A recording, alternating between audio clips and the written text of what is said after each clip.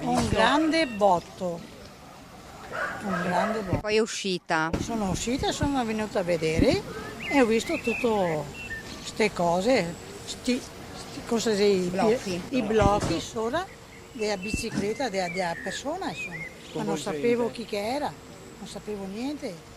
Coinvolgente. Conosceva la signora?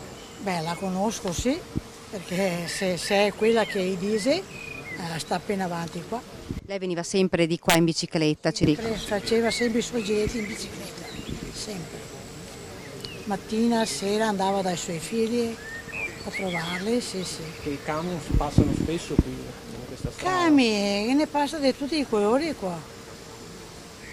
Senta, ma abbiamo visto l'autista che è davvero sconvolto per quello che è accaduto. Perché veniva fuori da quella stradina e davanti c'era uno che lo seguia, che gli diceva fermati, gli ha detto a sta signora. A sto punto qua gli ha detto fermati. La signora si vede che non pensava, è nata più avanti e l'ha appena sul rimorchio. È andata più avanti, gli aveva detto di fermarsi. Sì.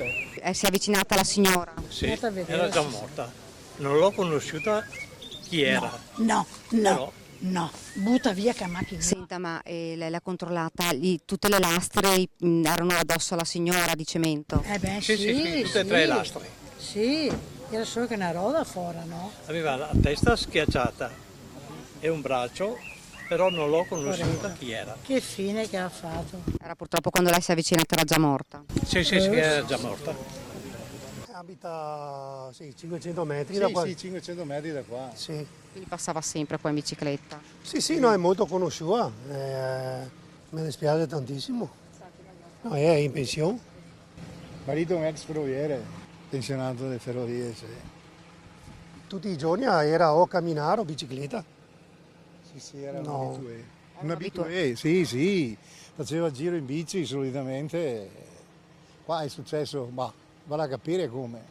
Perché è una dinamica molto, molto strana, insomma. 3 blocchi che si staccano dal camion e la prendono sotto, no. Sì, la conoscevo, siamo amici da tanto tempo, qui abita vicino a mia mamma, andava spesso a trovare mia mamma, Una tragedia. immaginabile, non ci credo ancora. Passava di qua spesso lei. Sì, passava, faceva sempre la gita in bicicletta, era molto attiva, sportiva.